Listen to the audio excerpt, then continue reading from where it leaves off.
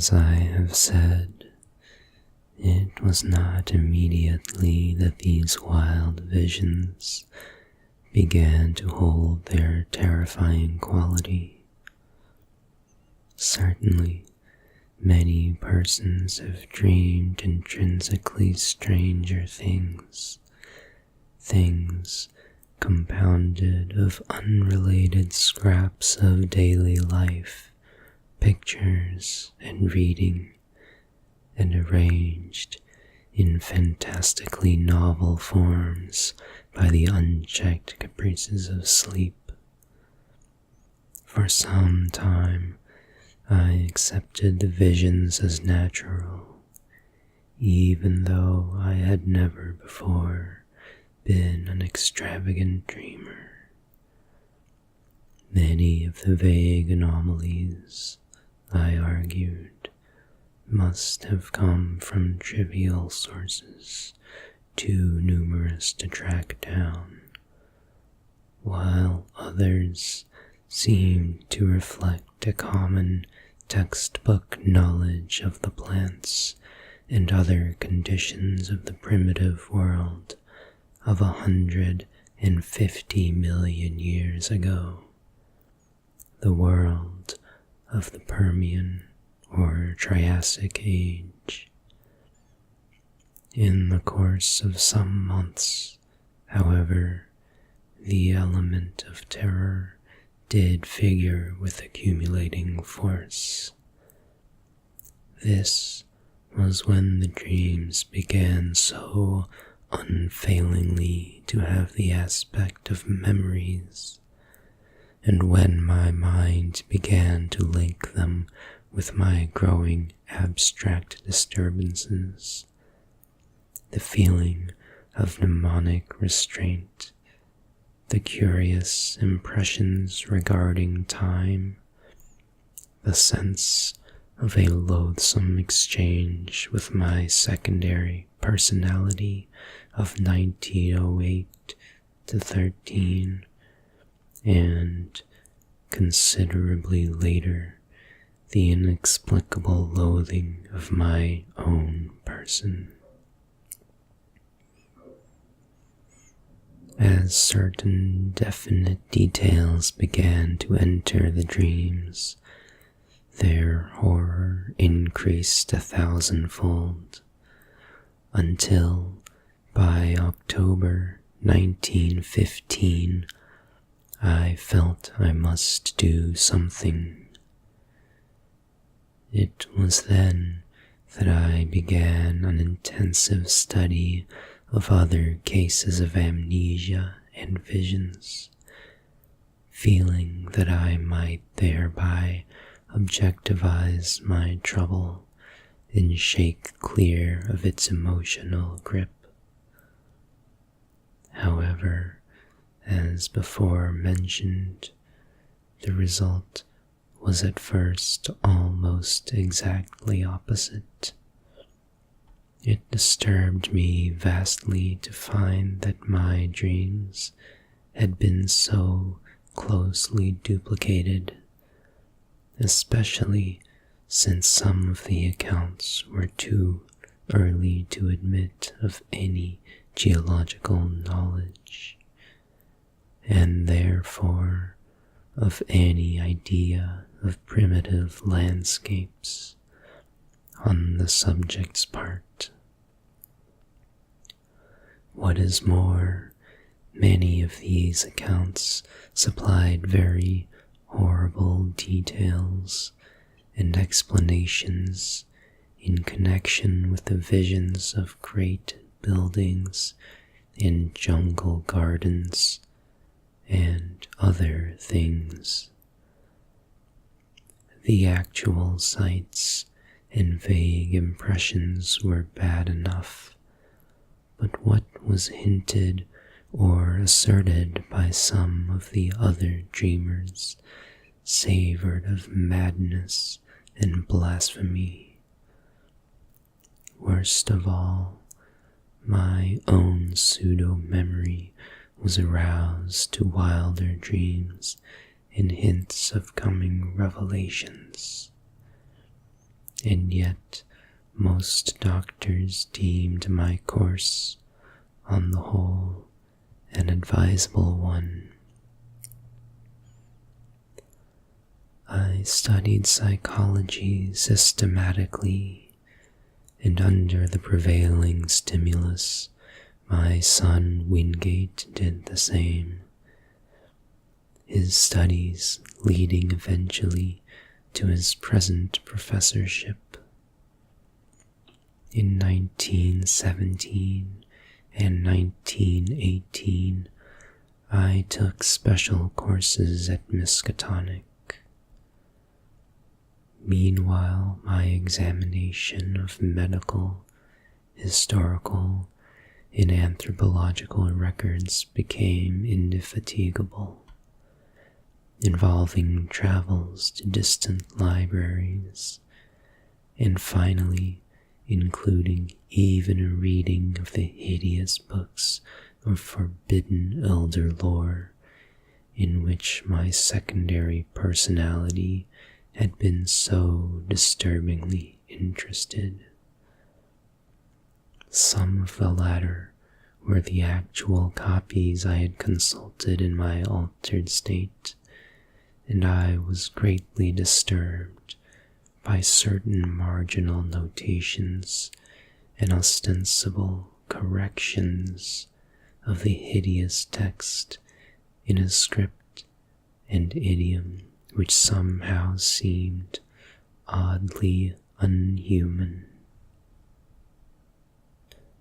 These markings were mostly in the respective languages of the various books, all of which the writer seemed to know with equal, though obvious, academic facility.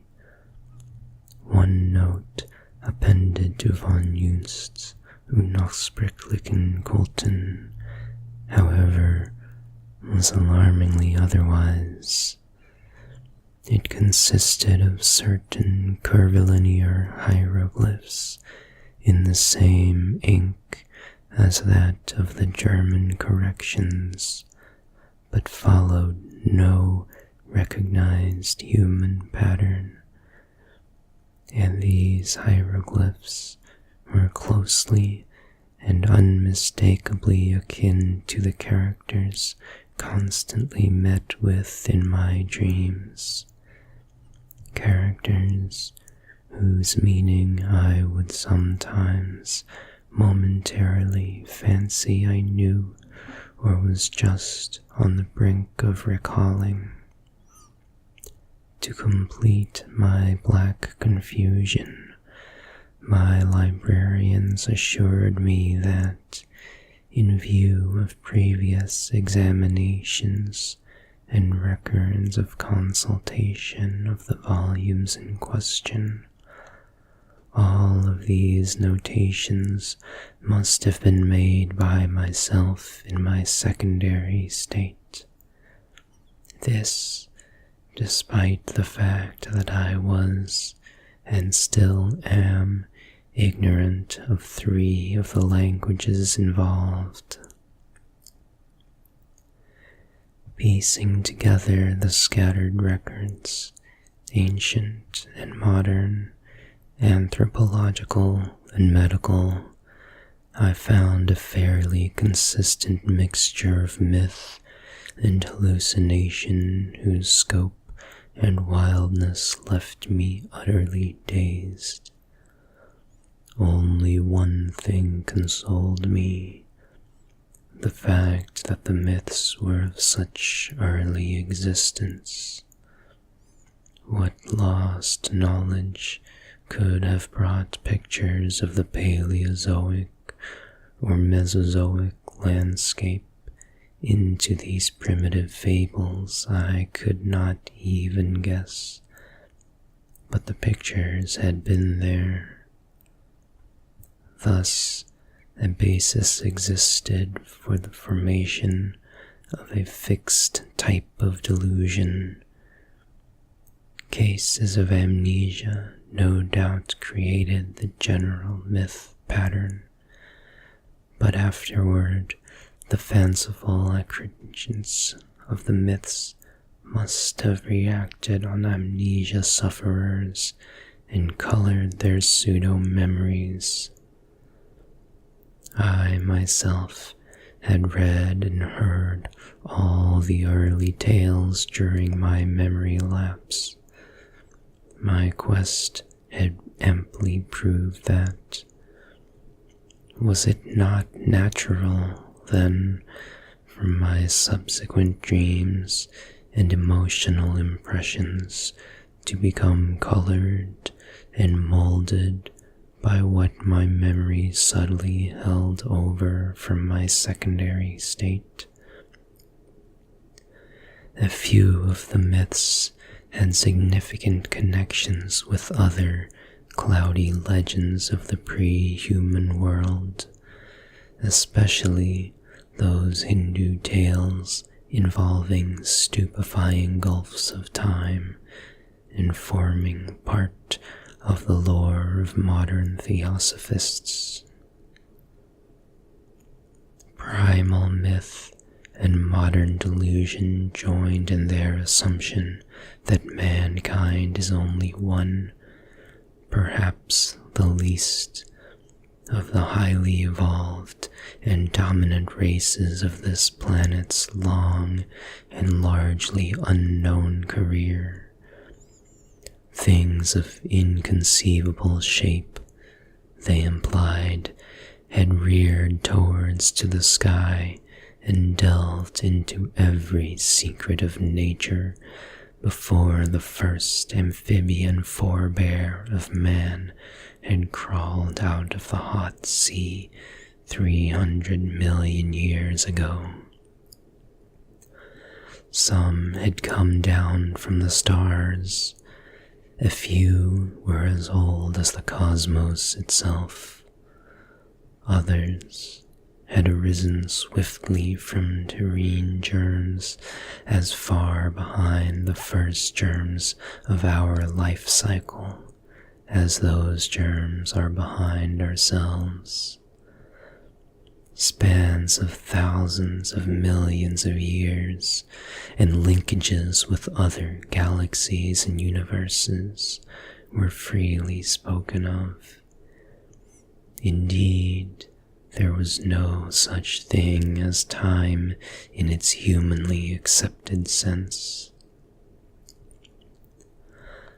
But most of the tales and impressions concerned a relatively late race of a queer and intricate shape resembling no life form known to science, which had lived till only 50 million years before the advent of man. This, they indicated, was the greatest race of all, because it alone had conquered the secret of time. It had learned all things that ever were known or ever would be known on the earth, through the power of its keener minds to project themselves into the past and future, even though gulfs of millions of years, and study the lore of every age. From the accomplishments of this race arose all legends of prophets, including those in human mythology. In its vast libraries were volumes of texts and pictures holding the whole of Earth's annals, histories and descriptions of every species that had ever been or that ever would be, with full records of their arts, their achievements, their languages, and their psychologies. With this eon-embracing knowledge, the great race chose from every era and life form such thoughts, arts, and processes as might suit its own nature and situation. Knowledge of the past, secured through a kind of mind casting outside the recognized senses, was harder to glean than knowledge of the future. In the latter case, the course was easier and more material. With suitable mechanical aid, the mind would project itself forward in time, feeling its dim, extrasensory way till it approached the desired period.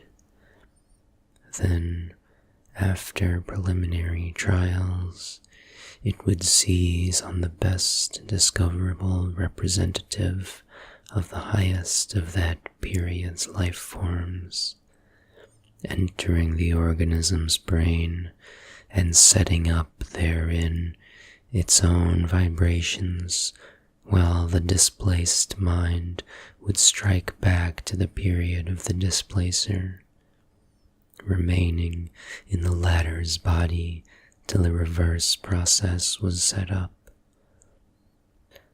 The projected mind in the body of the organism of the future would then pose as a member of the race whose outward form it wore, learning as quickly as possible all that could be learned of the chosen age and its massed information and techniques. Meanwhile, the displaced mind, thrown back to the displacer's age and body, would be carefully guarded. It would be kept from harming the body it occupied, and would be drained of all its knowledge by trained questioners. Often it could be questioned in its own language, when previous quests into the future had brought back records of that language. If the mind came back from a body whose language the great race could not physically reproduce, clever machines would be made, on which the alien speech could be played as a musical instrument. The great race's members were immense rugose cones 10 feet high, and with head and other organs attached to foot-thick, distensible limbs spreading from the apexes. They spoke by the clicking or scraping of huge paws or claws attached to the end of 2 of their 4 limbs, and walked by the expansion and contraction of a viscous layer attached to their vast 10-foot bases. When the captive's mind's amazement and resentment had worn off, and when, assuming that it came from a body vastly different from the great race's, it had lost its horror at its unfamiliar, temporary form, it was permitted to study its new environment and experience a wonder and wisdom approximating that of its displacer. With suitable precautions, and in exchange for suitable services, it was allowed to rove all over the habitable world in Titan airships, or on the huge, boat-like atomic-engined vehicles which traverse the great roads, and to delve freely into the libraries containing the records of the planet's past and future. This reconciled many captive minds to their lot, since none were other than keen, and to such minds the unveiling of hidden mysteries of earth, closed chapters of inconceivable pasts, and dizzying vortices of future time, which include the years ahead of their own natural ages, forms always, despite the abysmal horrors often unveiled, the supreme experience of life. Now and then, certain captives were permitted to meet other captive minds seized from the future, to exchange thoughts with consciousnesses living 100 or 1,000 or 1,000,000 years before or after their own ages, and all were urged to write copiously in their own languages of themselves and their respective periods, such documents to be filed in the great central archives. It may be added that there was one sad, special type of captive whose privileges were far greater than those of the majority. These were the dying permanent exiles, whose bodies in the future had been seized by keen-minded members of the great race, who, faced with death, sought to escape mental extinction. Such melancholy exiles were not as common as might be expected, since the longevity of the great race lessened its love of life, especially among those superior minds capable of projection. From cases of the permanent projection of elder minds arose many of those lasting changes of personality noticed in later history, including mankind's. As for the ordinary cases of exploration, when the displacing mind had learned what it wished in the future, it would build an apparatus like that which had started its flight and reverse the process of projection. Once more, it would be in its own body, in its own age, while the lately captive mind would return to that body of the future to which it properly belonged. Only when one or the other of the bodies had died during the exchange was this restoration impossible. In such cases, of course, the exploring mind had, like those of the death escapers, to live out an alien-bodied life in the future, or else the captive mind, like the dying permanent exiles, had to end its days in the form and past age of the great race. This fate was least horrible when the captive mind was also of the great race, a not infrequent occurrence, since in all its periods that race was intensely concerned with its own future. The number of dying permanent exiles of the great race was very slight, largely because of the tremendous penalties attached to displacements of future great race minds by the moribund. Through projection, arrangements were made to inflict these penalties on the offending minds in their new future bodies, and sometimes forced re-exchanges were effected.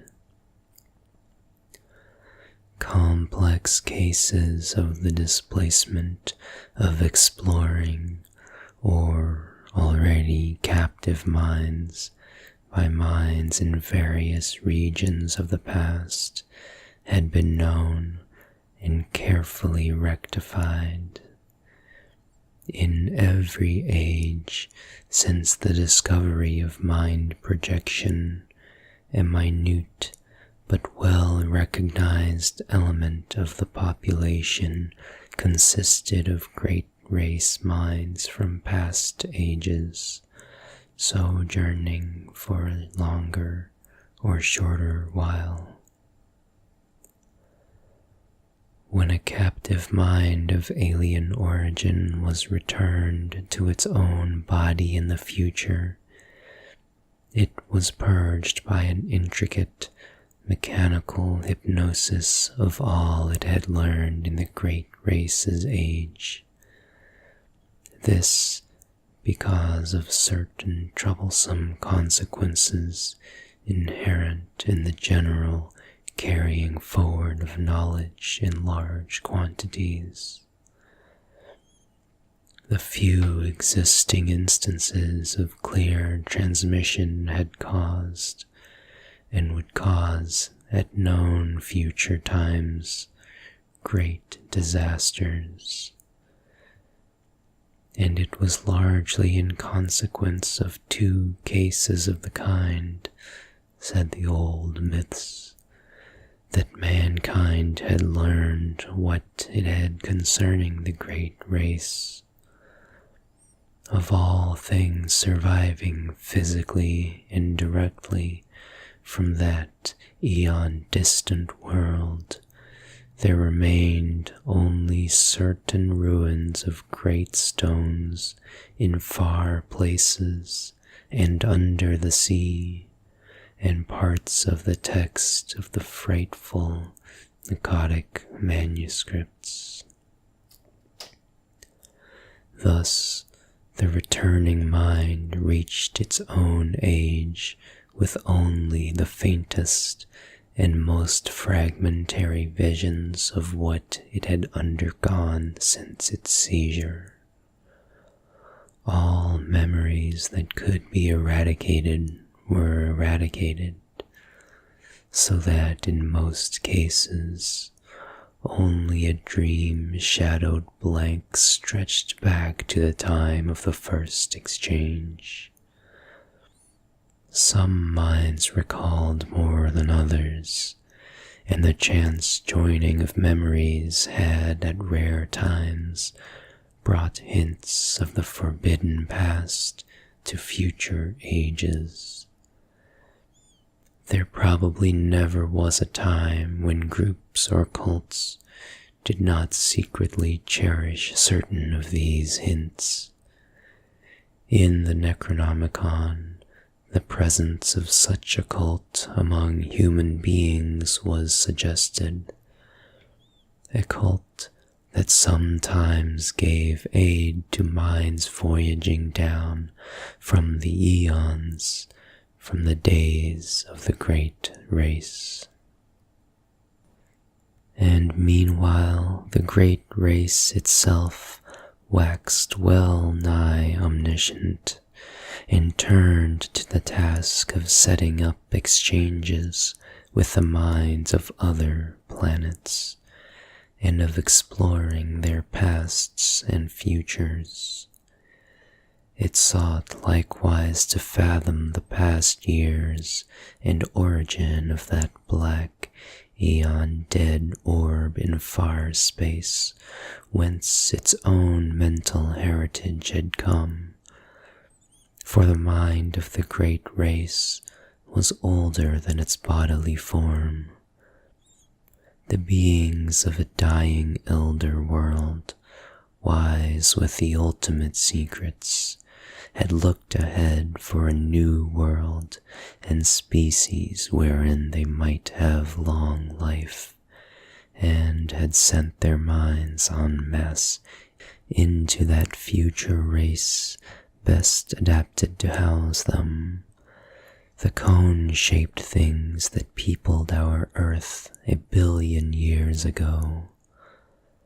Thus, the great race came to be, while the myriad minds sent backward were left to die in the horror of strange shapes. Later, the race would again face death, yet would live through another forward migration of its best minds into the bodies of others who had a longer physical span ahead of them. Such was the background of intertwined legend and hallucination, when, around 1920, I had my researches in coherent shape. I felt a slight lessening of the tension which their earliest stages had increased. After all, and in spite of the fancies prompted by blind emotions, were not most of my phenomena readily explainable? Any chance might have turned my mind to dark studies regarding the amnesia. And then I read the forbidden legends and met the members of ancient and ill-regarded cults that plainly supplied the material for the dreams and disturbed feelings which came after the return of memory. As for the marginal notes in dream hieroglyphs in languages unknown to me, but laid at my door by librarians, I might easily have picked up a smattering of the tongues during my secondary state, while the hieroglyphs were doubtless coined by my fancy from descriptions in old legends, and afterward woven into my dreams. I tried to verify certain points through conversation with known cult leaders, but never succeeded in establishing the right connections. At times, the parallelism of so many cases in so many distant ages continued to worry me as it had at first. But on the other hand, I reflected that the excitant folklore was undoubtedly more universal in the past than in the present. Probably all the other victims whose cases were like mine had had a long and familiar knowledge of the tales I had learned only when in my secondary state. When these victims had lost their memory, they had associated themselves with the creatures of their household myths, the fabulous invaders supposed to displace men's minds, and had thus embarked upon quests for knowledge which they thought they could take back to a fancied, non-human past. Then when their memory returned, they reversed the associative process and thought of themselves as the former captive minds instead of the displacers. Hence, the dreams and pseudo-memories following the conventional myth pattern. Despite the seeming cumbrousness of these explanations, there came finally to supersede all others in my mind, largely because of the greater weakness of any rival theory, and a substantial number of eminent psychologists and anthropologists generally agreed with me The more I reflected, the more convincing did my reasoning seem, till in the end I had a really effective bulwark against the visions and impressions which still assailed me. Suppose I did see strange things at night. These were only what I had heard and read of. Suppose I did have odd loathings and perspectives and pseudo-memories. These, too, were only echoes of myths absorbed in my secondary state. Nothing that I might dream, nothing that I might feel, could be of any actual significance. Fortified by this philosophy, I greatly improved in nervous equilibrium, even though the visions, rather than the abstract impressions, steadily became more frequent and more disturbingly detailed. In 1922, I felt able to undertake regular work again and put my newly gained knowledge to practical use by accepting an instructorship in psychology at the university.